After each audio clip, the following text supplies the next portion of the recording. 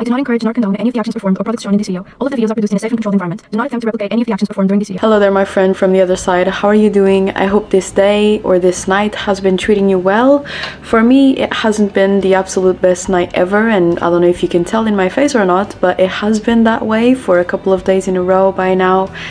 And so instead of just laying in bed staring at the ceiling and overthinking for like the 5th night in the row, I decided I was going to make a YouTube video where, you know, I can share the sentiment with somebody who can relate out there. So I am not so alone, you are not so alone, and for those who are being able to sleep well at this time, I envy you quite a lot and enjoy it. I wish it could be me, but I'm also happy that it is you. Anyway, instead of falling into despair, I decided to embrace my insomnia for today, and so I have an apple cider and a smoke that I rolled myself, which is quite chunky, and I'm just going to talk for a little bit because I know that when I cannot sleep I like to put somebody's video up so I can hear them talk, and that usually calms me down.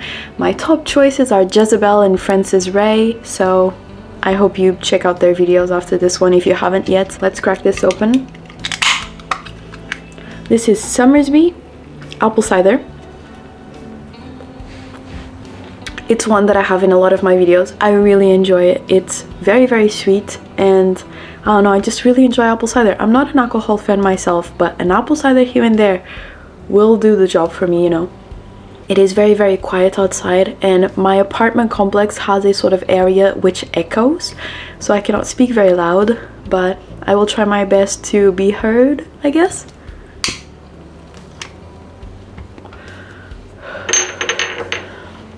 I also already tried reading. I played a little bit of a new piece in piano that I'm learning, which is Chopin's Farewell Valse, Opus 69 number 1. I can add a little clip at the end of this video if YouTube doesn't destroy it with copyright, we will see. But that didn't really work, and then I tried to go and farm a little bit in Path of Exile, which I've been really enjoying playing. But that also didn't make me sleepy, it rather made me a little bit mad, because when you die in that game, when you're in advanced stage, you lose 10% of your experience, and sometimes 10% of your experience is what you worked all day towards, you know, and so let's just say I died and I logged off. I guess I've just been struggling a lot with control. Who would have thought? Guys, I have 2 big struggles in my life, which I'm very, very grateful to be able to say that these are my struggles currently. I mean, how blessed. But meaning and control. Meaning has been progressively getting resolved, as I figure that meaning is not something that I'm trying to chase or find, and instead it is something that I'm creating every day. And ever since I decided that for myself, I've actually been feeling a lot better. And that taught me a lot about free will, which I have a lot of thoughts on free will. For a long time I didn't believe it existed. Then again, I prefer to believe that it exists because it leaves me feeling less depressed. And so I have realized that you can decide to believe certain things, and those certain things may be way better for you than the things you chose to believe in before. I'll give a practical example. I used to believe that meaning was something to be found, or that it would find you, and I was constantly panicking about not choosing the right path, not going in the path towards which I would find my meaning at the end, or whatever. I made such a complicated mess out of meaning in my brain that instead of it being something interesting to think about, it became something that I was obsessing over, and it was not helping anything at all, you know.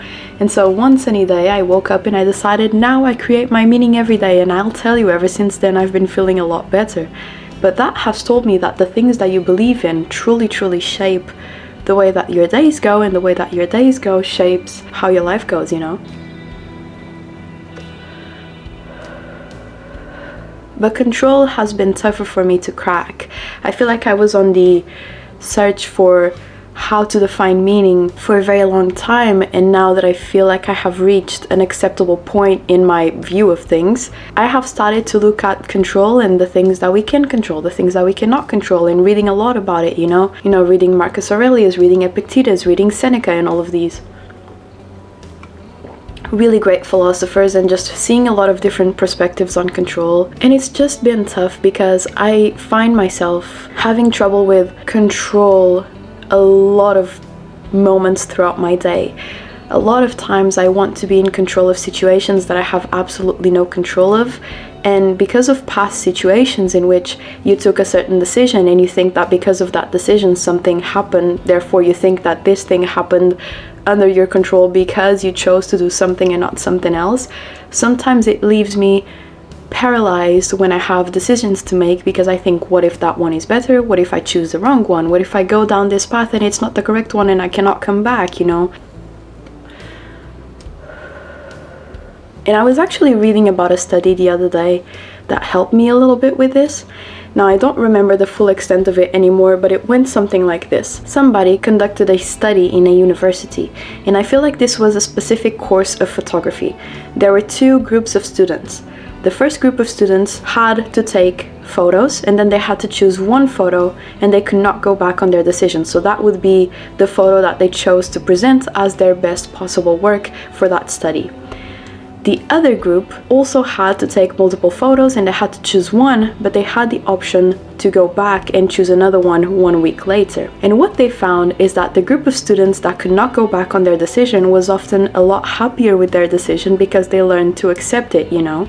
They chose that picture and they decided that was the one and there was no going back, and they learned to accept what they had chosen because they did not have the option to go back and choose something else.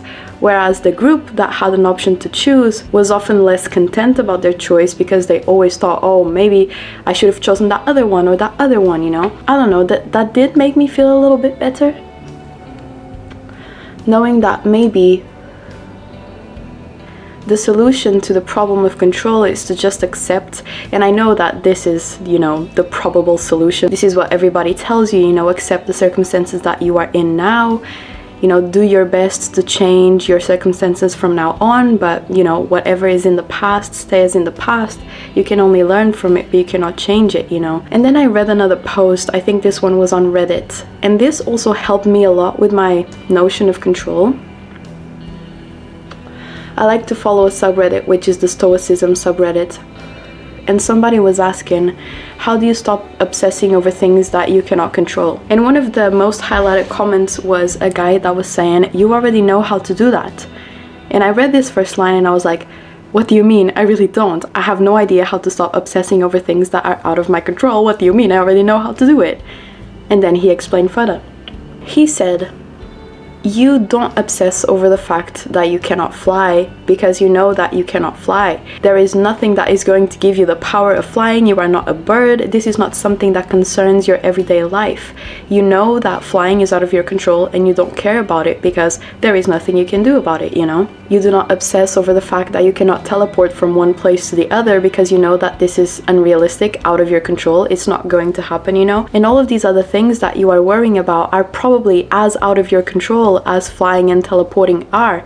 You just haven't learned that they are so completely out of your control that worrying about them is doing absolutely nothing to help your situation, you know? He also said there has never been an instance in which stressing over something has made it better. Analyzing situations, possibly thinking and pondering over them, writing about them, if you will, can help because you can create a sort of plan of how you are going to get into this situation or out of this situation. But obsessing and stressing and losing sleep over these things has never helped you get anywhere but lower, you know? More tired, more confused, sadder, you know? That helped me a little bit. I guess at this age that I'm at right now, I've just been stressing a lot about my path and the future and all of the decisions that I have. I feel like life is sort of like a yogurt aisle. I always make this comparison. I don't know how yogurt aisles are where you are, but for me here in Portugal, and I feel like a lot of grocery stores around the world, you go to the yogurt aisle and there is hundreds of yogurts. And I go there and I'm trying to choose one, and I always think if only there was only 5, it would be so much easier for me to choose, because I am faced with all of these hundreds of decisions and I rather not choose anything because I don't know which one is best. All of them look great in the same capacity and I would rather walk away because this is overwhelming. And sometimes life feels a little bit like that, you know, because there is not a carved path. It is difficult to stick with a decision and know that that was a great choice because there are all of these other things. It also reminds me of the fig tree from Sylvia Plath, the little story in her book where she is talking about sitting below a fig tree, and this fig is being a doctor, and this other fig is being a dancer, and this other fig is being a housewife with a husband that provides and children and a beautiful family, and you have no idea which one to choose, and you sit there for so long that the figs all start to wither and fall one by one, and you end up not being able to choose any because you waited too long and now they're all gone, you know? And I feel like that's a little bit too fatalistic. I don't want to think about life in that way, as if I'm running out of time and I should choose one before they all wither or something, you know? But I feel like what I should be able to do is have an idea, make a decision, go follow that path for a while and see how it turns out. And if it doesn't turn out super well, or the way that I intended it to be, or the way that I envisioned well to be, then at least I learned something from that. I learned that this is not the way that I want to go, and what didn't I like about this situation? Where can I try to find somewhere else that would be more productive and motivating and fulfilling for my life? I don't know, I've just been feeling like I lay down to sleep and all of these questions start to come, and it's probably because I've been filling my days with all of the activities that I can, you know, between work and practicing piano and reading and journaling and all of these things, and I don't let myself think for a little bit or smell the flower for a little bit or look at the sky for a second, because I'm afraid that if I let myself go into silence, then all of these questions will come and ruin my day. But maybe this is something that I should think about. But then there is that line, you know, how do you think about something without obsessing over it, especially if you have a tendency to obsess over things like I do, and I feel like a lot of us do. There is such an overload of information.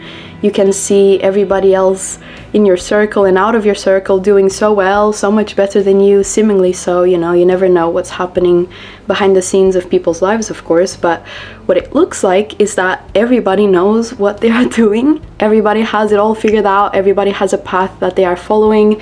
And I don't know if I look that way to you, but I can assure you that for me it also feels quite chaotic most of the time, if not all of the time. I have no idea what I'm doing or what is going on, you know. I am often afraid that the choices that I'm making, the choices that I made, the choices that I will make are not the ones that are going to get me on my path, and what is even my path, and all of these questions that are so useless because they will be figured out as I live, you know. As I continue going through life, I will understand more of why I'm doing the things that I'm doing. And you know, I think it's like Alan Watts said, life has to be lived forward, but it can only be understood backward, and that sometimes is very difficult. But at my age, I feel like I can already see that, you know. There were a lot of points in time at which I had no clue why something was happening to me. Why is this happening to me, of all people? What have I done? And all of these things. But looking back, those adversities gave me skills that I wouldn't have had otherwise, I think. I met people through adversity. I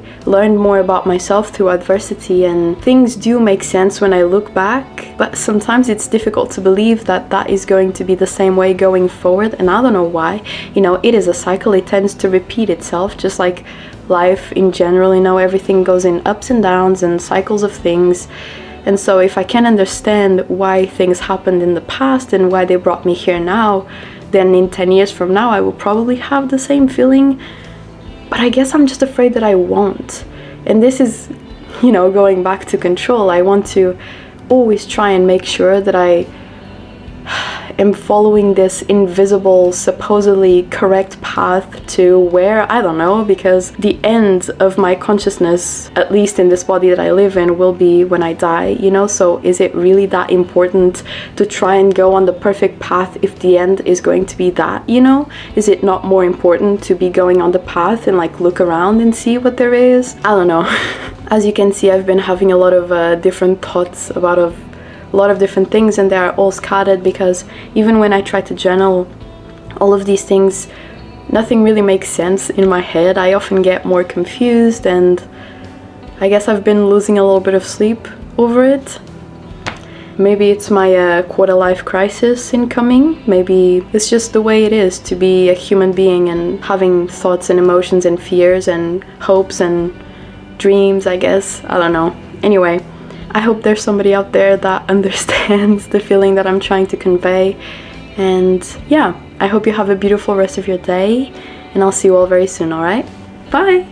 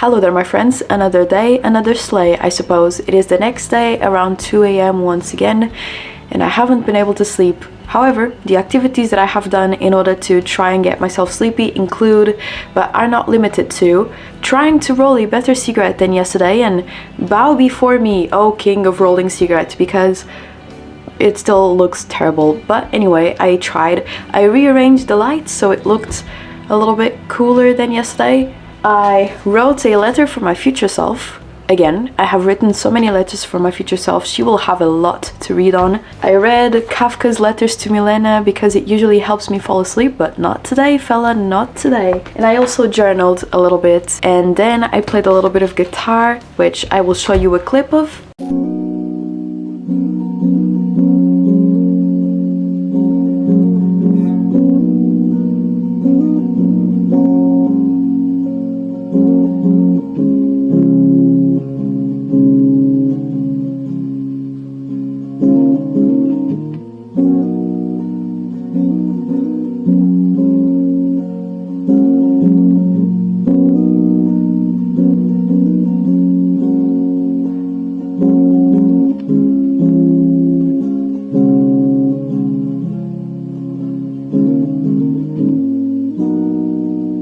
Don't worry about it sounding a little bit loud, it's just that the camera was right next to my amplifier. I'm eating grapes and I'm going to have a smoke and expand on my thoughts of yesterday and potentially gather new ones today. Cheers! The drink for today is water. You know, this is actually a very common occurrence in my life. I haven't had good sleep cycles for more than 2 weeks in a row for more than 10 years at this point, I think. When I was younger, I tried a lot of different medications and stuff to get me to fall asleep and then to stay asleep, but nothing really worked in a way that I found satisfactory. Everything just left me feeling very sluggish, and I didn't enjoy going about my days with even less energy than when I couldn't sleep. So I dropped it and I just accepted that I would not be that type of person that sleeps very well ever, really. Insomnia usually is not my biggest problem though. It is something related to my dreams. I can usually fall asleep quite easily, but then I have extremely vivid dreams. I have made some videos about it, but they feel exactly the same as daily life, which makes it very hard to distinguish normal real life from my dream world, you know, because everything is so similar. It's like it's a continuation of each other in a repeating cycle that never really ends, and I wake up feeling exhausted because I feel like I've just lived the whole day inside of my dreams. Anyway, at this point I'm just learning to accept it because I have tried many things and nothing has really ever helped a lot, and so we play with the deck that we have been dealt, my friends.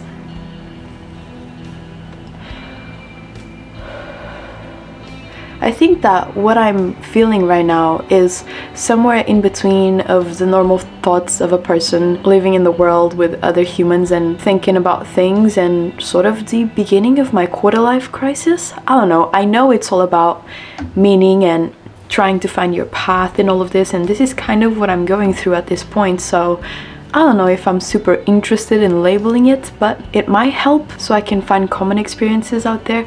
I don't know. Guys, at this point, I haven't been sleeping well for more than a week, so if I'm not making much sense, then I apologize, but I just wanted to enjoy this time to do another video log and just chat on some more ideas.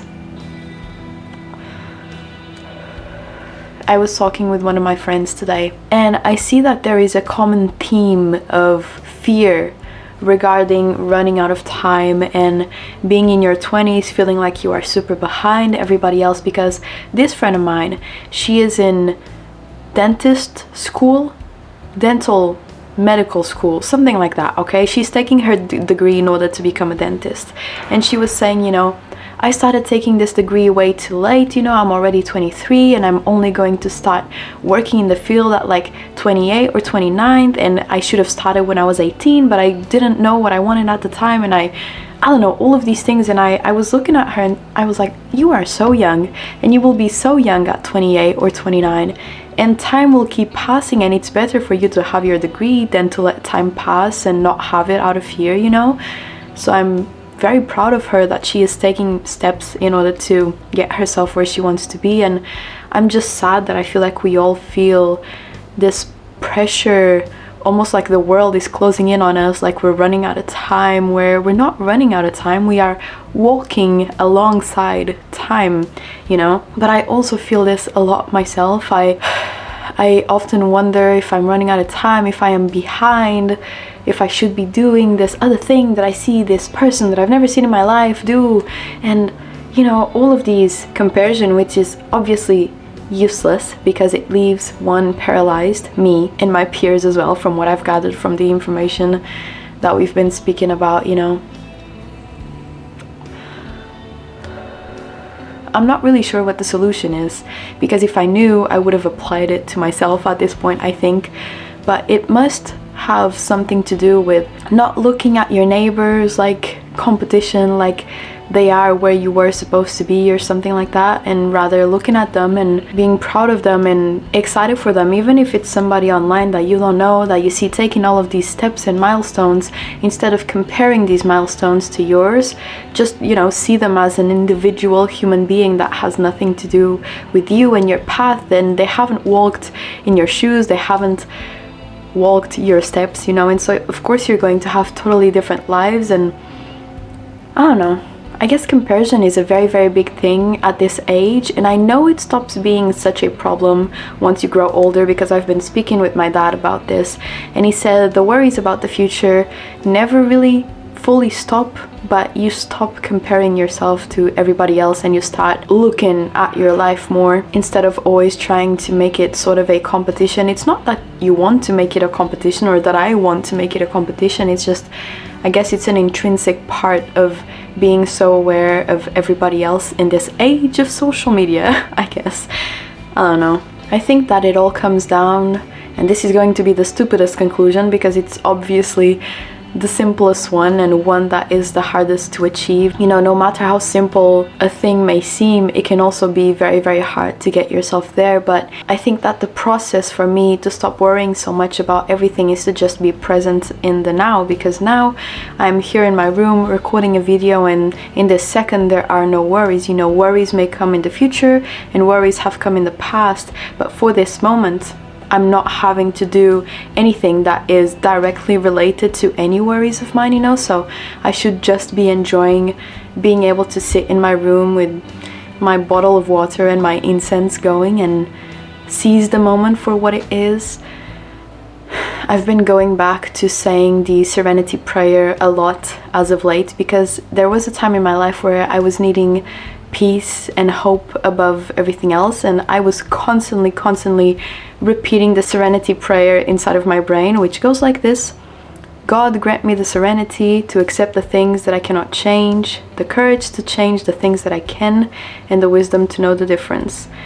I have been repeating this in my brain and trying to get it within myself, because it is very important to be able to distinguish the things that you can change and the things that you cannot. For right now, I wouldn't change a single thing apart from the fact that maybe I would like to get a little bit more hours of sleep. But anyway, I guess you understand what I mean. But yeah, my friends, this has been my ramble for the past 2 nights in a row. I feel like I'm feeling very, very confused at this point in my life. I'm also feeling very happy, probably the happiest I have ever been, and maybe this happiness prompts me to think if there is something else, because I have this thing where when I'm feeling too happy or too content, I'm almost standoffish, like what am I missing? Like, what is going to happen that I'm not seeing? I'm already trying to control possible future hypothetical situations that, you know, will probably not even happen. I just have to learn to be more present, and I feel like that is going to be a lifelong process, but it has to start somewhere, you know. And so